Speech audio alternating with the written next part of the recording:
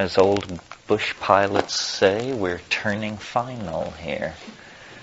The thing last night, as I said at the beginning, but it may have been lost in the shuffle, is a kind of indulgence to me because it's a completely original idea, and like all original ideas, it runs a strong risk of being just simply wrong.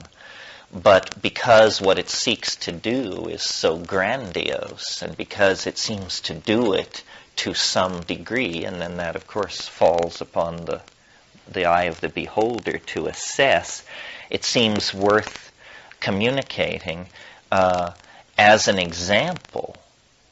If you don't choose to believe it or take it to your heart, then as an example, what it can function for you as is a picture of the sorts of ideas that are out there, the kinds of insights that we can draw out.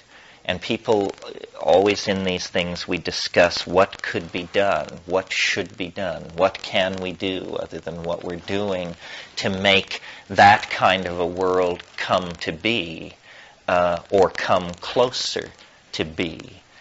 And my notion is simply art. As I think I told you at some point, the idea is not to confront bad ideas, but to come up with good ideas. Otherwise, your enemies define the game, and you are the loyal opposition.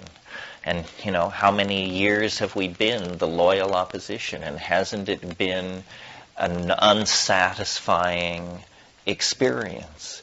So, I think every single one of us has immense inner resources, and the psychedelics confirm that. And by inner resources, I mean of intelligence and information and beauty.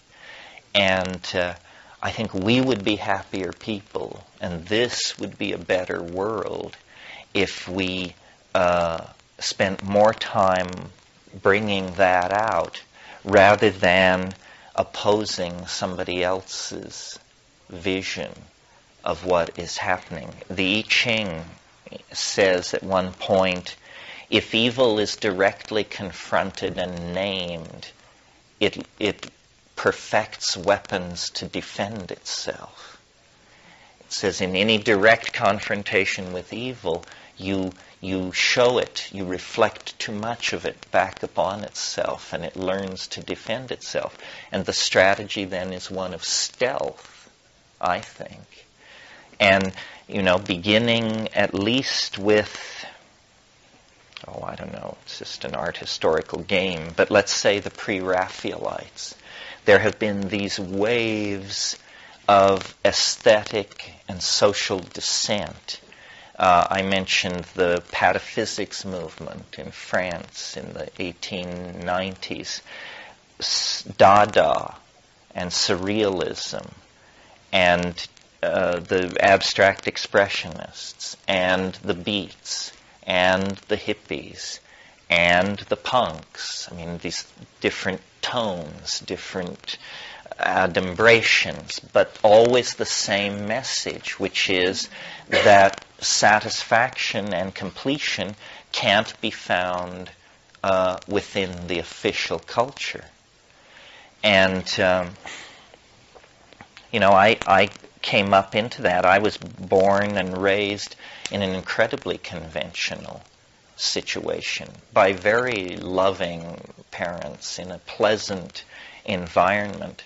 And I just couldn't wait to break their hearts and get away to sin and the big cities and all of that. So the important message to take out of all of this, I think, for people in your position who may or may not wish to grapple with abstract mathematical models of time or trade with naked aboriginals in steaming jungles, what can you take into your own life? It seems to me what the whole thing, the tension between these bohemian countercultural critiques and bourgeois society is about, is what I call the primacy of direct experience. You know, if you are inside a Christian world, or a capitalist world, or a Jewish world, or a Republican world, or a democratic world, these are worlds of ideas. These are ideas. And we can live by ideas, but we can't live by ideas alone. It creates megalomania. It creates unbalance. It creates a grotesque parody of what life is supposed to be about. And what life, I think, is supposed to be about is the reclamation of the primacy of direct experience. And that means sex and psychedelics and dancing and conversation and good eating and lots of exercise and travel and attention to what Wittgenstein called the present at hand. The present at hand, meaning what you can reach is what's real. And everything else, you know, becomes progressively more hypothetical, more abstract. Anticipating Wittgenstein talking about our reach, William Blake said, "Attend the minute particulars." This was his advice for life. Attend the minute particulars. Well, that's good 18th century prose for pay attention to the details. Keep your eye on the ball. The nexus of mystery and of being and the theater of our drama of redemption is the body. The body. And we have been thoroughly weirded out on the subject of the body because we have been the inheritors of a very complex, head-oriented, abstraction-devoted social system, cultural theory. But we see the consequences of not feeling all around us. I mean, the toxification of the earth, the toleration of overpopulation, and the institutions that promote it is all achieved through a deadening of feeling. If we could feel what we are doing to the earth, to the elderly, to the young, to racial and social minorities, if we could feel the agony of what we do, we would stop doing it. But we have what we call reasons for why it is the way it is. Arguments, theories, blame, you know, it's somebody else's fault, or the poor are always with us, or something else. But these are all evasions of the obligation to create a community based on love and tolerance. Hardly a radical notion, and yet incredibly difficult to bring into existence. And, perhaps the world will transform itself in 2012, and we need have no further concern about all these things. But perhaps not. We need to live our lives in the light of the assumption of an open future, not an absolutely free future, but not a determined future, an open future in which acts of human authentication, acts of human authenticity push forward the universal project of the conservation of novelty. You know, Martin Heidegger, the German metaphysician, the way he got it together was he said what life is for is what he called care for the project of being. Care for the project of being. This is what we are called to. Again, Heidegger's phrase. We are called to care for the project of being.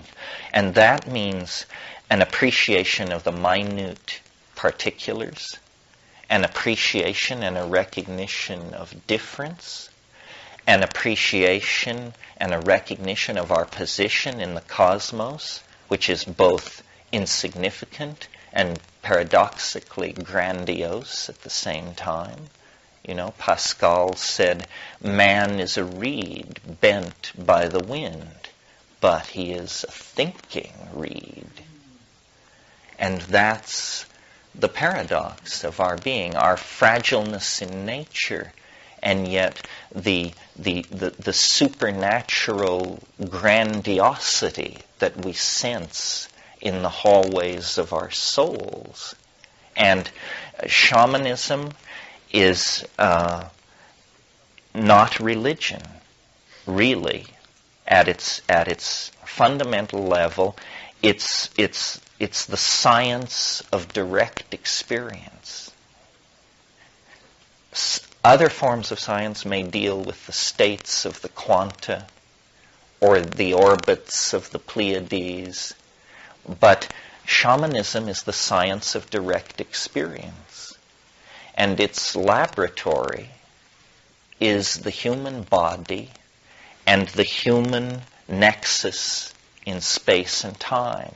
You know, you're given, on average, 60, 70 years, and on average, 145 pounds of meat. And this is what you're dealt, the meat and the time. And then it's up to you, to sort this out and make of it what you will. And the entropic path, the downward path into blame, unhappiness, self-blocking, so forth and so on, that's always there. You know, you can release yourself into the river of consequences and take no responsibility for who you are. But the higher stakes game, the more interesting game, is to see the whole thing as an opportunity. Heidegger, I'm amazed I'm quoting Heidegger so much this morning. Heidegger again, he said, the body is not a thing, nor is it a process, which is surprising because that's considered an advanced view, that it is a process. He said it is not a thing, nor is it a process. It is a window of opportunity which opens into eternity. It's a window of opportunity. But opportunity implies the non-exercise of itself. An opportunity is something which you must seize. It doesn't press itself upon you. It doesn't force itself upon you. It merely is there if you want to use it. And my approach to life and the whole Megillah is that it's like a puzzle. It's a mystery. It is a koan. And salvation occurs simultaneously through an act of love. That's not news, but here's news. Simultaneously through an act of love and an act of rational apprehension, understanding. Love without understanding is not the full story. Real love requires understanding. Rational apprehension is a kind of penetration of the beloved person, nation, ecosystem, whatever the beloved is. Understanding is the higher dispensation. And these psychedelics, which, you know, in the 60s and 50s were simply called consciousness expanding drugs, good old phenomenological description. If there's an iota of possibility, that they expand consciousness, then we must put our attention on this area, because it is the absence of consciousness that is making our situation so very uncomfortable. People going for the fast buck, people elbowing their neighbor and their neighbor's concerns out of the way, trampling over each other. Low consciousness activity is the problem. And as concerned people, as intelligent people, as people of wealth and leisure, and you may think you're scraping bottom, but the lowest among us here is still in the upper 5% of the elites of this planet, because you just don't get here any other way. So upon us devolves a certain responsibility, not only for ourselves, but, the average human being on this planet is a 23-year-old black woman with 2 children. A certain responsibility toward that concrescence of the human experience. So, the thing I just want to leave you with is that though this has been very heady and egg-heady, which is how I am, we have talked ideas, but we have not laid out a method or a dogma or a program. There's nothing to sign up for. There's no higher level of initiation if you give me $1,500 or anything like that.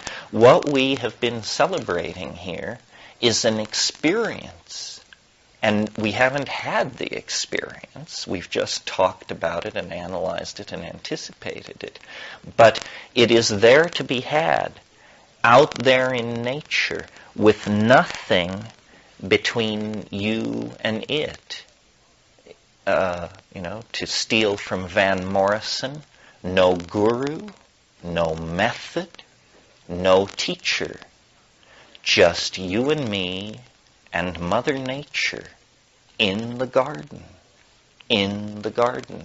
wet with rain. And you may choose to hear this message, and then life will continue for you as it has with the tools you have in your toolkit. Or you can choose to go out there and meet it. But it's not an easy path, because it's the real path. And the fear is real, and the risk is real, and the reward is real. It's beyond hype, which is for us almost unimaginable, because everything comes clothed in flamboyant self-anticipation. And it's, in a sense, a secret, and yet paradoxically, a secret which can be freely told of, as we've told of it here. But the human mind has an incredible capacity to turn away from challenge, opportunity, risk. So what I want to remind you is that we only circled around the mystery. We used our intellectual flashlights. We saw glimpses of it. But the real meat of this path is, alone in silent darkness on 5 grams or something. Plotinus, the great Neoplatonist philosopher of the Byzantine Empire and a great mystic, spoke of the mystical apotheosis as the flight of the alone to the alone. And I've always thought that was an excellent program for how to meet the psychedelic experience. It is a mystery. It is not an unsolved problem. It's a true mystery.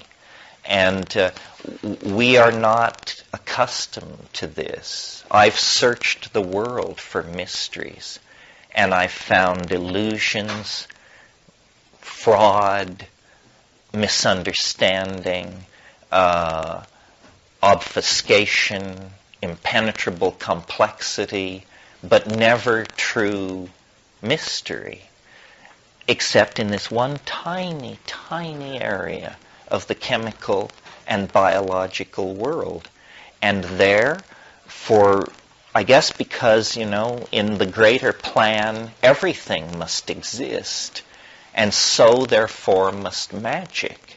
But it is the doorway to it, the doorway into that world, is a very confined spot in the vast data field of this world. And you could miss it. Although I'm doing my best to make sure that that doesn't happen.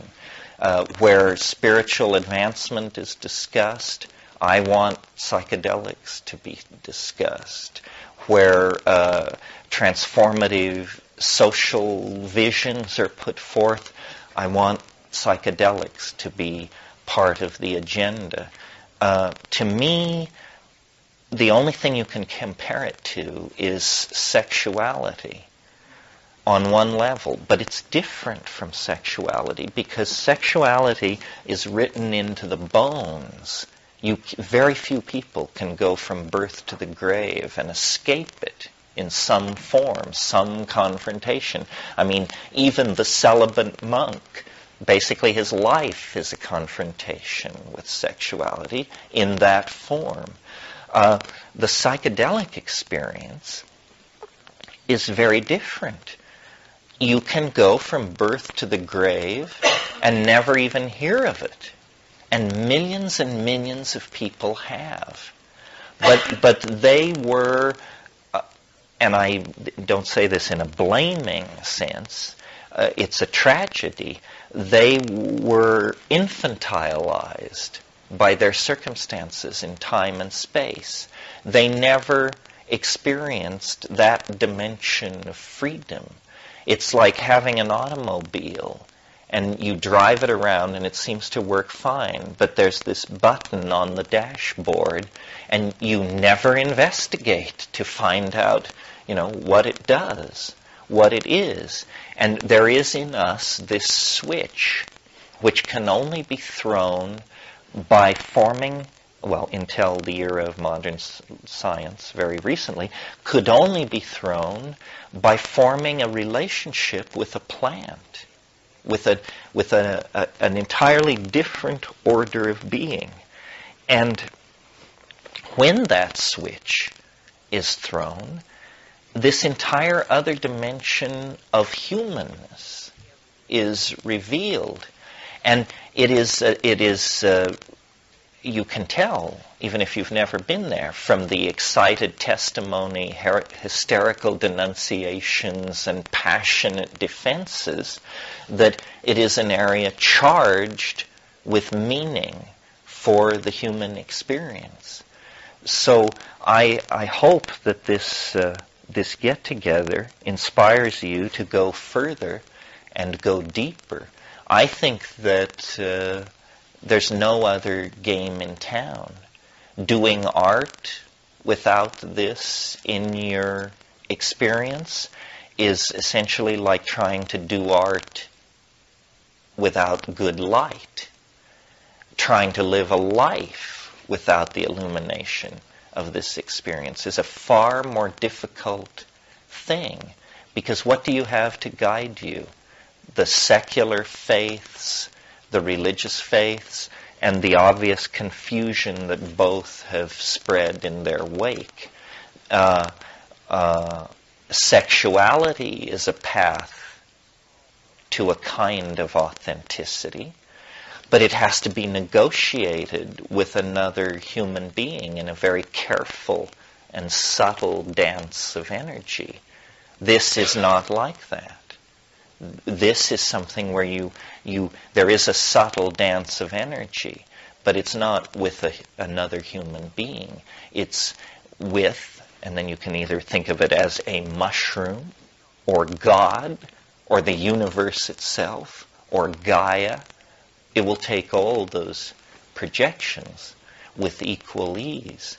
So somehow, each of you from different pasts and with different futures have come through this place where we were all cotangent for 4 days.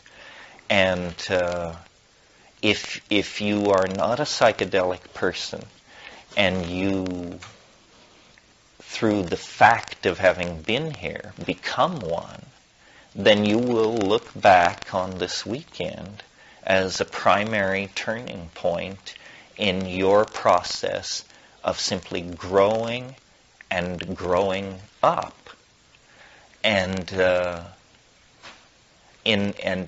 for those of, if that happens to you, that is the satisfaction of my work. As I say, I don't think of myself as a guru. I think of myself as a doorman. And I'm very happy to see people pass in to the 4-star experience that lies through the fogged and etched glass. And that's really all I have to say. I'll entertain loose end questions, or if anybody wants to say anything, or whatever needs to be done now, we can do it. But thank you very, very much, and I look forward to seeing you all downstream, some sooner, some later, eventually at the general judgment, whether it occurs in 2012 or on some more extended scale, we will all stand in the same place. Yeah. I had asked you once to give me your definition of the soul. I've heard many people try to define it, and I'd just like to hear your definition. Yeah, well, it's a complicated thing. It has a long history, because there's the idea of spirit is in there, and so is the idea of intellect. And these spirit, soul, intellect, various philosophies have moved them around. I think of the soul as a kind of, well, you know how I think we can assume that we all have a pancreas, but probably no one here has ever seen their pancreas. Well, that's because it's in a place, it's in a dimension that's rarely revealed, i.e. within the confines of the tissue of your body. I think of the soul as a hyper-dimensional organ.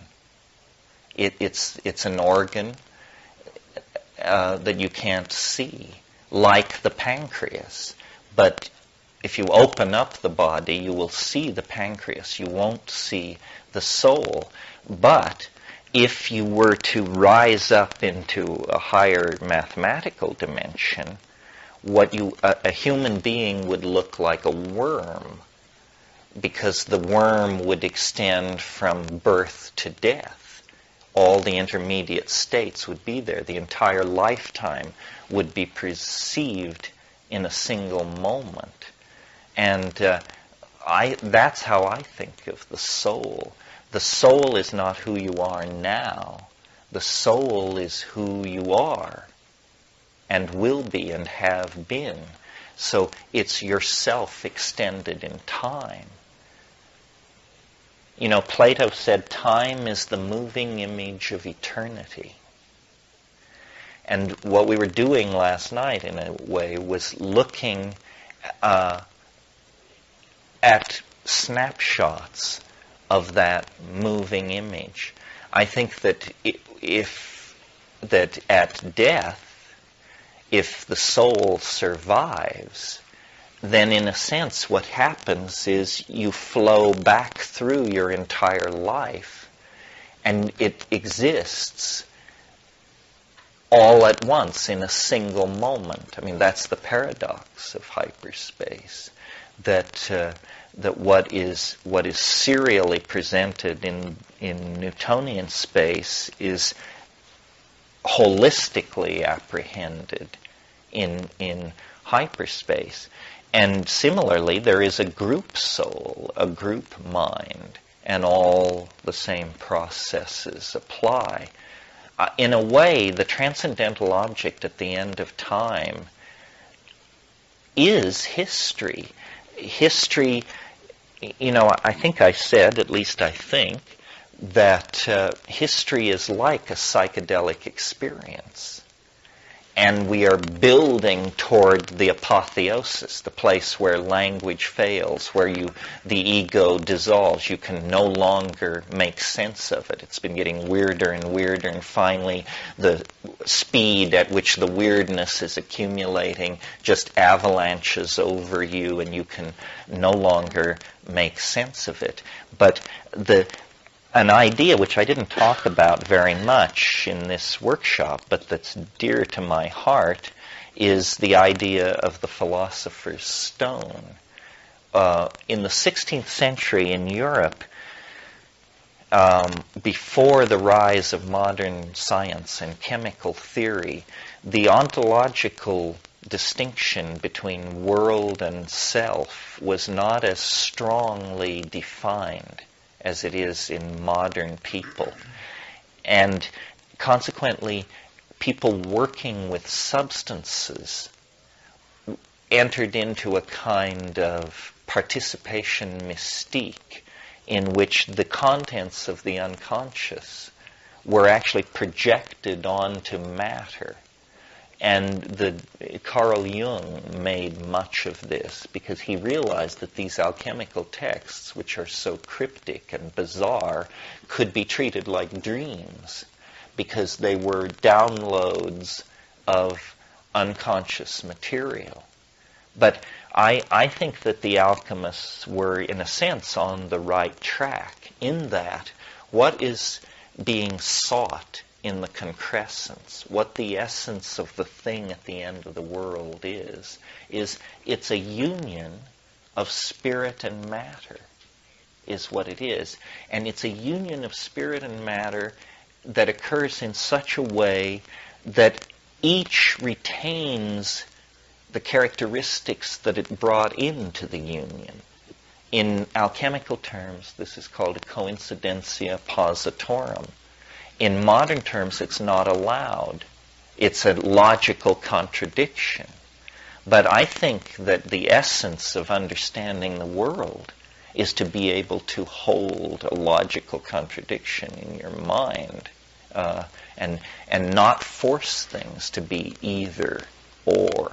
And the philosopher's stone is the idea that you could have a kind of matter, think of it as a small pebble, which is yet somehow made of mind, and hence is an object freely commandable in the imagination. And they sought this. They tried to make this. This was a technological agenda from 1540 up until the 30 Years' War. And the universal panacea, the panis supersubstantiales, all these terms for this lapis, this stone. And what it is it's a place in space and time where anything can happen. Anything can happen. So imagine that what we are involved in collectively, and each of us, is an effort to give birth to the soul, to somehow cause the soul to come into existence. One way of thinking about this, I think I said this earlier, but it probably means more now, is that the historical enterprise is an effort to turn the human body inside out so that the soul becomes visible and the body becomes a process that you can command in the imagination. Do you understand what that would look like?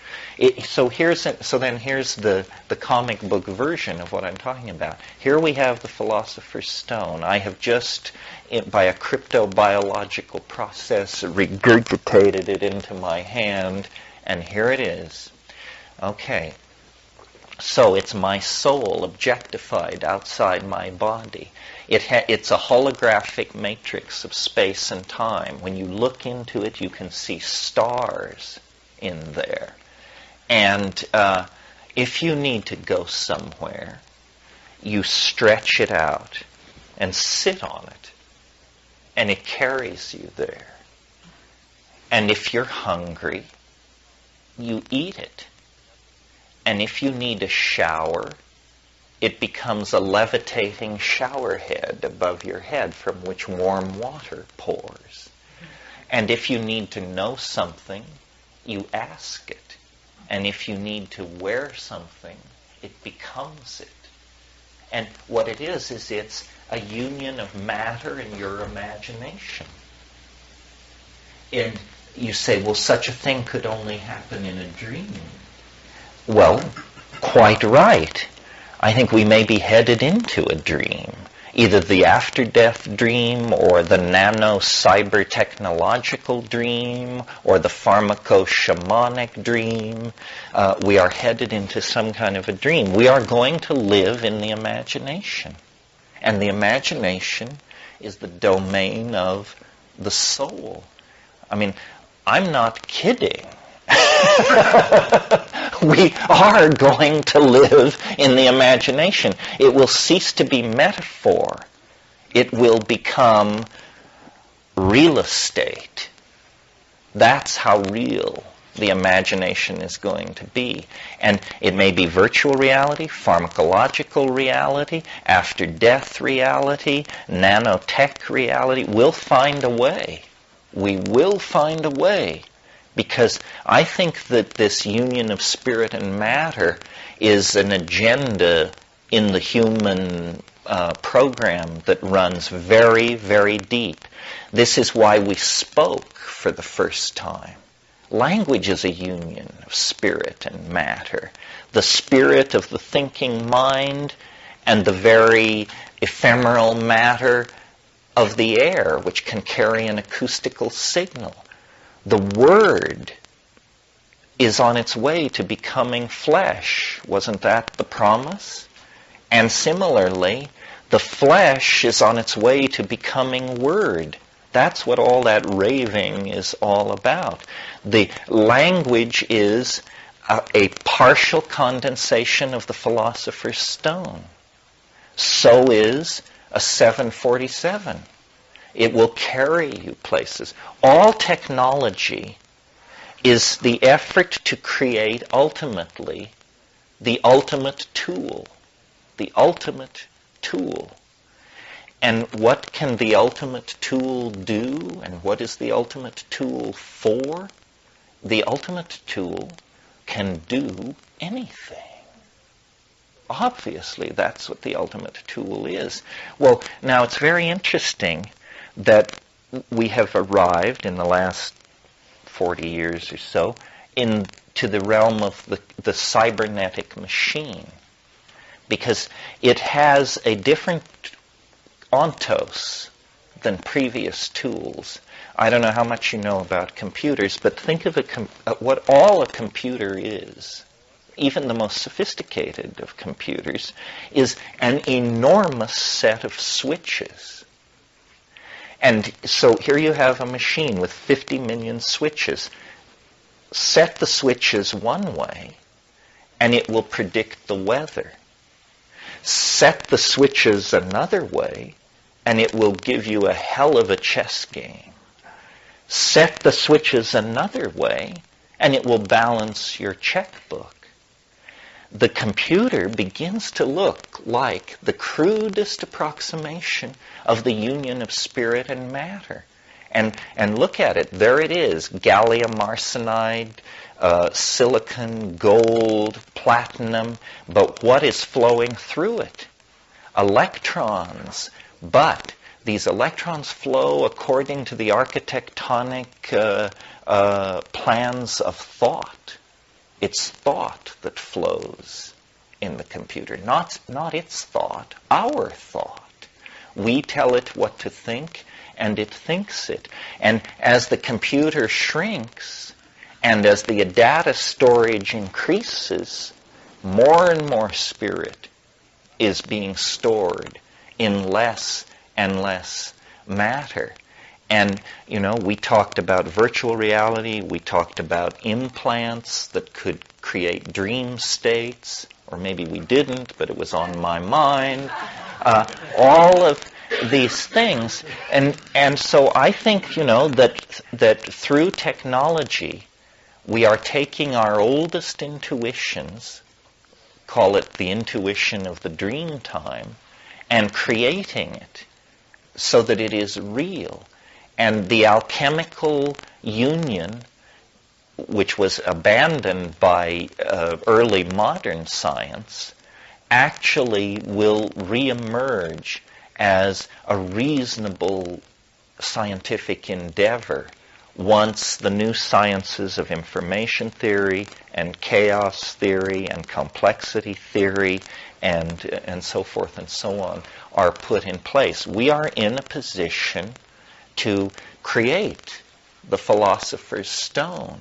And, it will not only carry you through space, it will carry you through time. I think that's what's going on at 2012. That technology, which appears to be just a secular concern of capitalism and scientific R&D, is in fact a sacred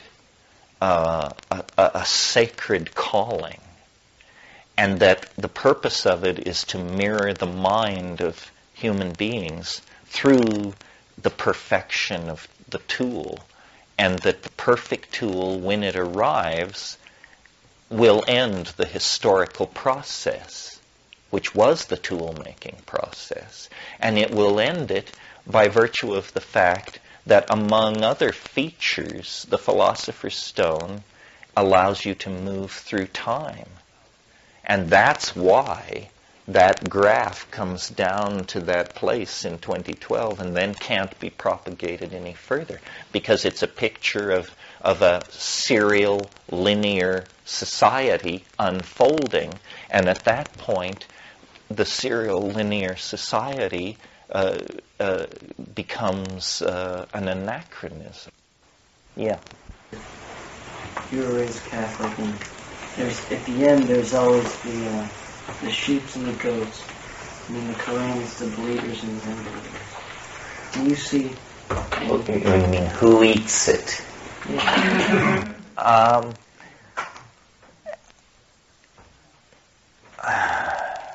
Well, I have two impulses here. One is to say nobody eats it. That's just a bad fairy tale. But a lot of people, this is something that sometimes brings people clawing their way out of their seats to get at me. But it goes back to what I said earlier. I think redemption is an act of intellectual apprehension. And I had a professor when I went to college, Joe Tussman, and what he claimed was that intelligence is something that you can teach, that we have been entirely misled to think of intelligence as something innate that you're born with. And he was a teacher, and he seemed to make good on his premise.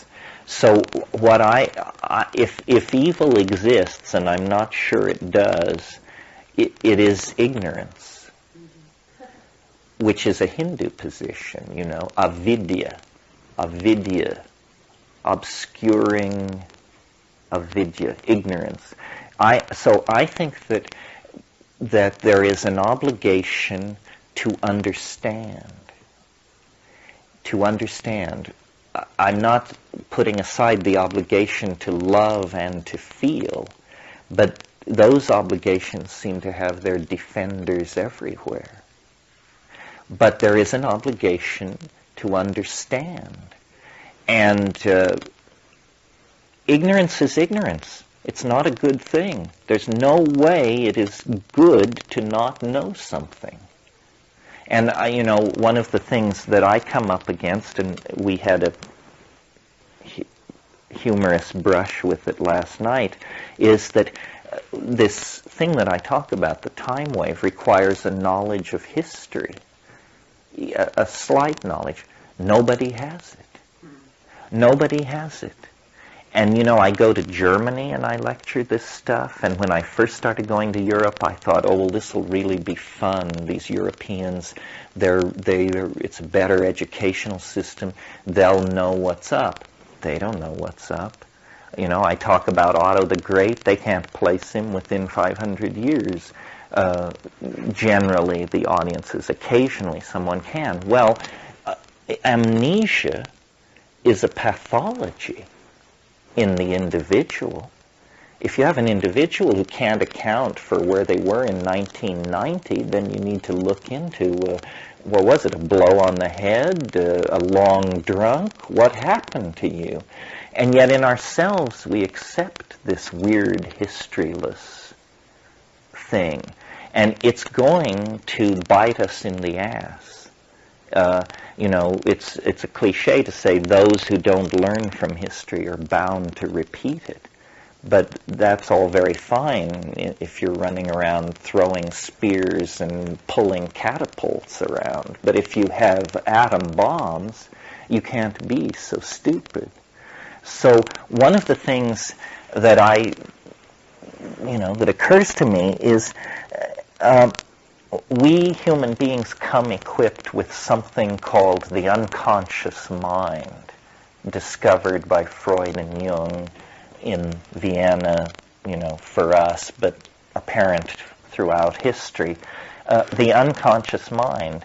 And part of this technological and historical crisis that we're in has to do with the fact that we can no longer afford this luxury. This is fine if you're, as I say, chipping flint or running around howling at the moon. Then you can have an unconscious mind. But a global civilization cannot have an irrational, an out-of-control component driving its social systems and social decisions. So part of what we all have to do is get smarter. And psychedelics, consciousness-expanding drugs, expand consciousness. And so do these technologies. And I think I said to you the little joke about how a computer is simply a drug that you can't swallow. In the future, that won't be true. I mean, the computers of the future will be the size of double-aught capsules, or smaller, and they probably will be taken internally and just insert themselves in your tissue and grow gold fibers into your brain systems and interact with you. Well, now, are we talking about a drug or a machine? And the answer is that biology is very machine-like.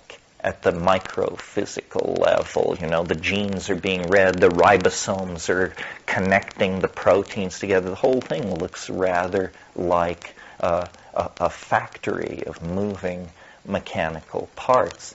But the databases that are being created and the protocols for moving through them are permission to a new level of intelligence.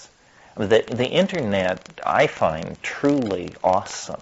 I mean, when you get in there, I start out from my home in Occidental, and then I ask a question, which requires that the internet access the main computer at Shibuya University in southern Tokyo. We're there. If I'm not paying attention, I don't even realize that we are now talking to the university computer there. But then we need a certain image of a certain painting.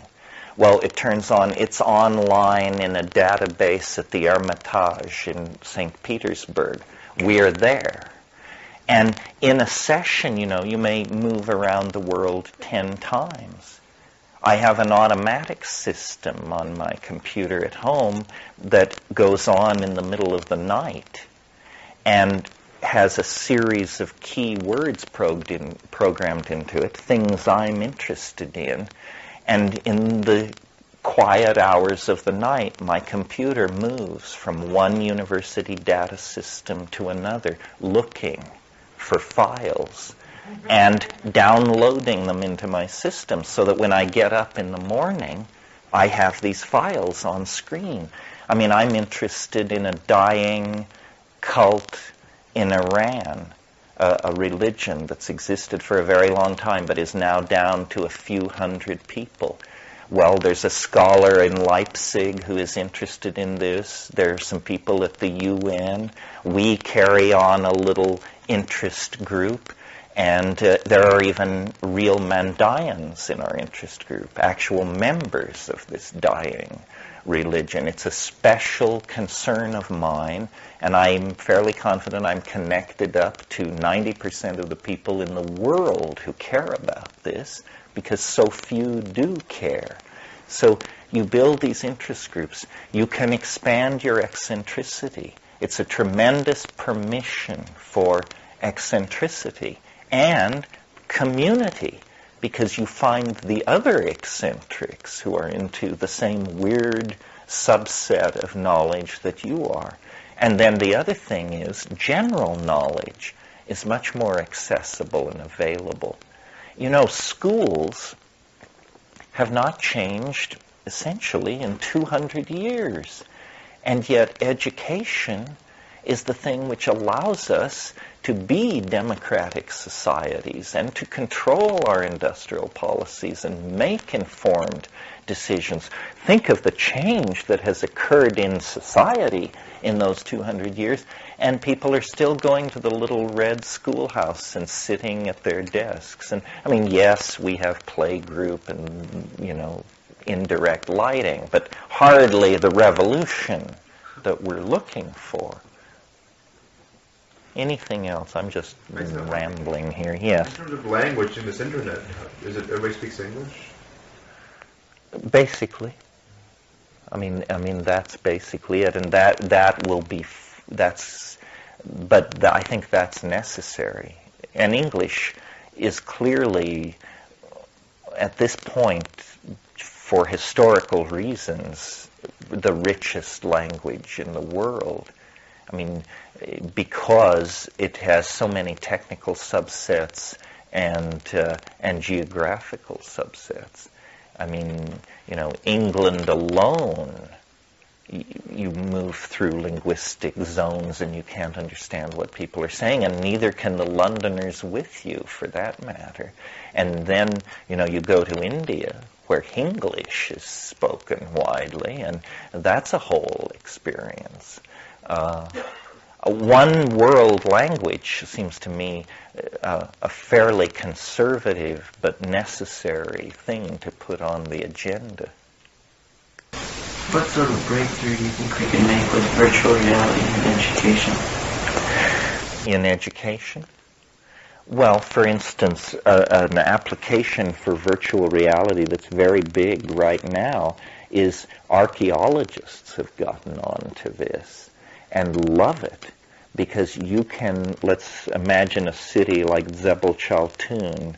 It was continuously inhabited for 1,500 years.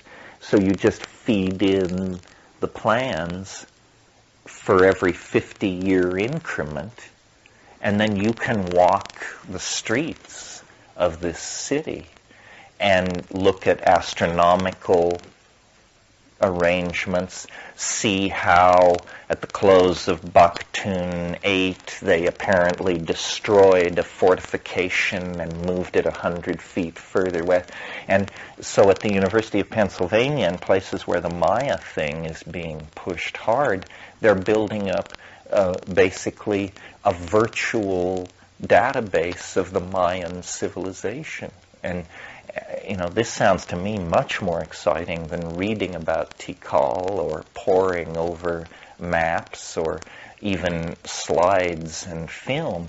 You know, to be able to walk through Imperial Tikal on a festival day at the close of Baktun 9 and see the reconstructed friezes and everything.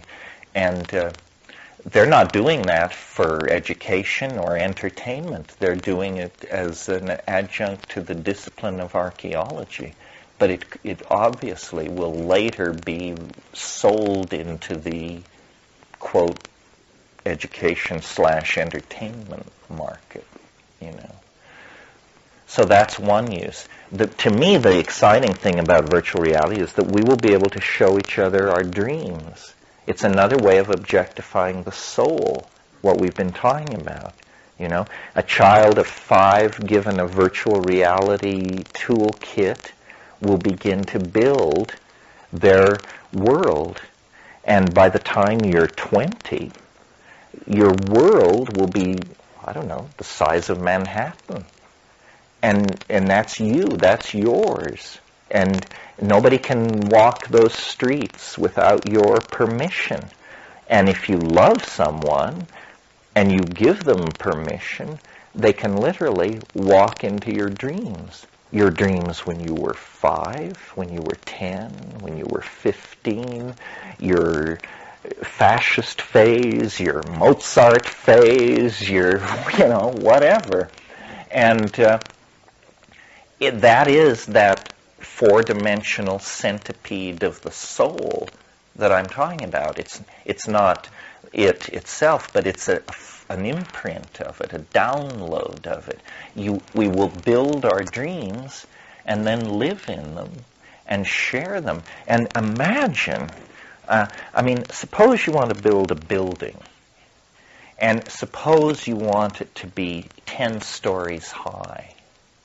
And suppose in the design process you decide that actually it would be better if it was 100 stories high. Imagine what this does to the budget of that building.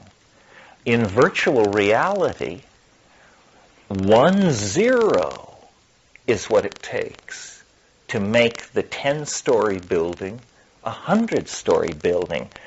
Where it says number of stories, you add 1 0, and suddenly it's 100 stories high.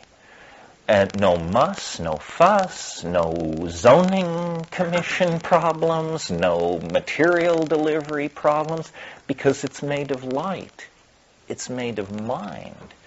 A very interesting exercise to do in your own mind is sit down somewhere under a tree and imagine that you could live in any way, in any fashion you wanted, in any environment you wanted. In other words, design your own flying saucer, let's say. Well, at first, if you're like me, at first it's just very nice. It's Italianate modern or something, and we'll hang my favorite Pollock over here. And in other words, at first it's just as if I had won the lottery, and like I'm suddenly staggeringly rich, and so I can... But then you say, well, but wait, I can do anything. I don't have to have a Pollock. I could have Pollock. I don't have to... If I want a ceiling 700 feet high, done. 7,000 feet high, done. And then you realize, oh my God, I'm in the imagination. I can have it any way I want. And it's a dizzying prospect. It's very interesting. Would you have a body? What kind of body would it be? How would you spend your days? Would you build the world's greatest art collection? Or, you could become a bumblebee. You could do anything. And it's such a dizzying thing when it begins to open up in front of you. And then finally you realize that with that kind of power, if you had that kind of power, there is an automatic desire, I think, to begin to pull it in and say, well, I think I'll not wear clothes. I think I'll live in nature. I think I'll, in other words, the stuff obsession falls away when you can have anything, and you begin to find your way back to some kind of bedrock. And I think I've told you, or I've told some of my groups, my vision of a kind of perfect future beyond 2012, let's say, is a world where everyone is living as Amazon rainforest Indians live, or close to that level. In other words, naked, very little work to do, plenty of food, everybody is sexually comfortable with themselves and everybody else, so forth and so on. And what it looks like is an aboriginal paradise of some kind. But if you displace yourself from the point of view of an exterior observer and step into the body of one of these people in this world, you discover that when you close your eyes, there are menus hanging in space. And by looking, the equivalent of pointing and clicking, you move into a cultural architecture of some sort that is completely virtual. And that's where people spend a lot of their time. This could be done. I mean, this will be done.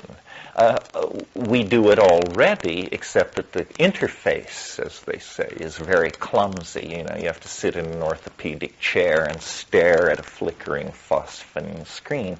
But these are all just technical details to be worked out. So I think that that this idea of a neo-archaism, an archaic revival, will end with an aboriginal exterior in dynamic balance with a reconstituted earth, but that the interior horizon of transcendence will be a virtual cultural landscape that will be wilder than Blade Runner, more dynamic than Dune, more anything than anything that you can imagine. And we will be living then in the imagination and yet celebrating the body in three-dimensional space. And history will be over then. And we will understand what it means to have history be over, because we will be living the way people lived before the first furrow was plowed.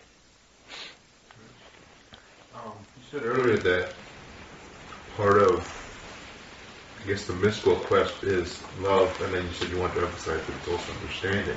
Right. And I'm just having a lot of trouble incorporating that love in this realm of the imagination. And I see myself, if I can have anything I want, first thing that kicks in is greed, and then maybe what happens is I let go of that, and I don't need things anymore, like you said. But I still can't incorporate it just and imagine this whole thing where whatever love is would fit in.